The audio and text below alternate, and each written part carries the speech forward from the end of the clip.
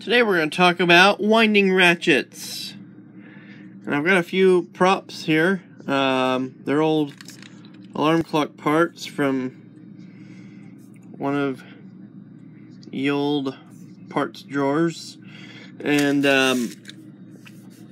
these don't actually live together though. This is a time barrel bridge off of a Big Ben Style 4 or Style 5 loud alarm. It's got a very amateurish repair here for the barrel hook. There's where the original barrel hook was, and then looks like somebody took a beer can opener and made themselves a new barrel hook.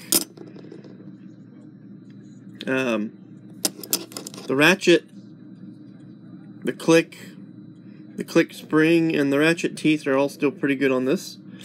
And then this is the silent wind gear from a Style 9 Big Ben from the early to mid 80s. And it is a variation of basically a recoil escapement. As you can see, it's designed to where it doesn't require a click spring. It can hook either way. And I wanted to talk a little bit about ratchets because I've seen some interesting discussions about them in various places on the internet, and thought I would clear up a little bit on how they work. A ratchet mechanism of this type, if the teeth are in good condition and the paws are in good condition, does not require a spring. If you've got one that has to have a spring to operate, chances are there's something wrong with it. You've got some damaged or distorted teeth, or the paws there on either end of the verge are worn. This piece right here is the verge, or actually more accurately in this case it's the anchor, because basically this is a anchor. Think of this as a very coarse recoil escapement that's being operated backwards, and when you turn it in the winding direction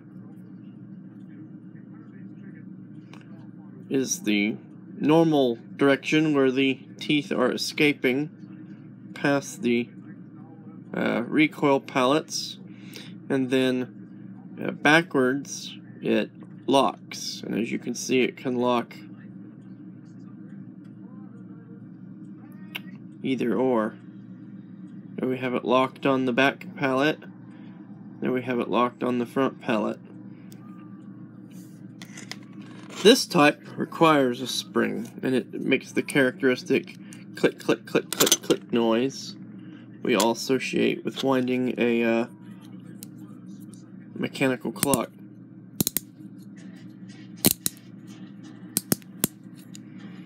And has those very familiar teeth. Now, you notice the interesting profile of the teeth in this winding setup. Oftentimes you can make the teeth shaped just like this, and where I've seen some pretty fanciful ideas on how this is supposed to work is on these. Here, the VV6 is making its first screen appearance on my channel as a prop for this video, because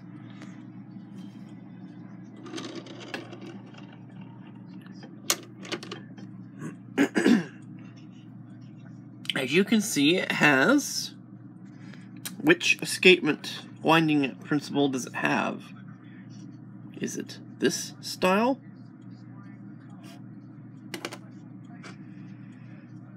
Or is it this style?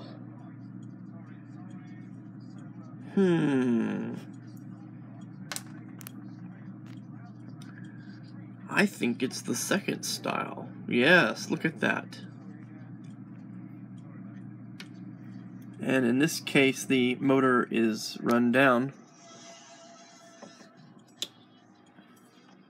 No run.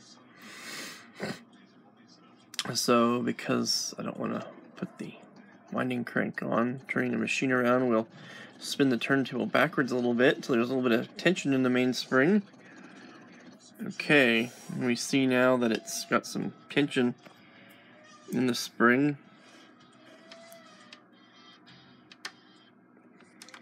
And you can see that it can hook either on that side,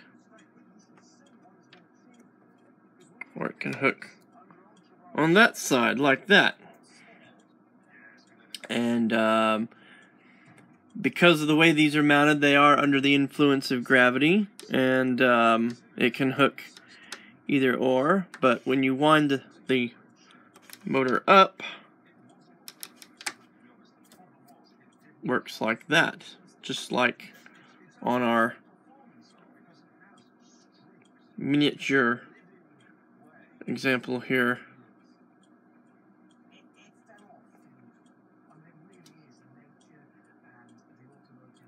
Okay, operates like an escapement.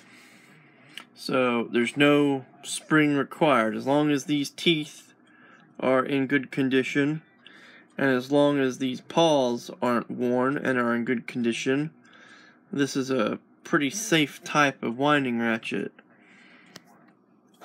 Sometimes when the parts get worn in old age, it requires assistance in the form of a spring. But this type of setup was prominently used on, I said prominently, not probably, prominently used on Edison and Victor machines. I'm going to install the winding handle in here. And we'll wind this.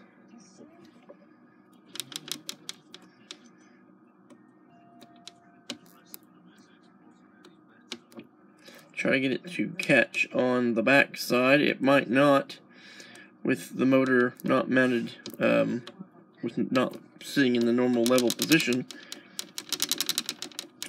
But the way this operates, it's not quite a true silent wind, but it doesn't have a spring clicking the ratchet paw against the winding teeth, so it doesn't make a real loud, sharp, metallic click, click, click, click, click, click like a conventional one would.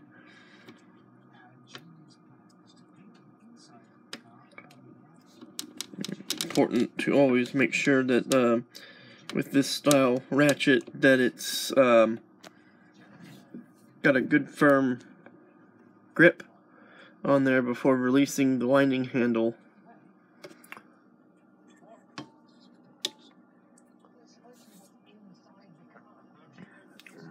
This one doesn't use the same governor weights, but it does use pretty much the same governor springs as the two outside horn Victors we've been looking at in the past several videos. This is the second generation of spiral drive motor, one that came out around the middle of World War I. It's not a bad motor. Anyway,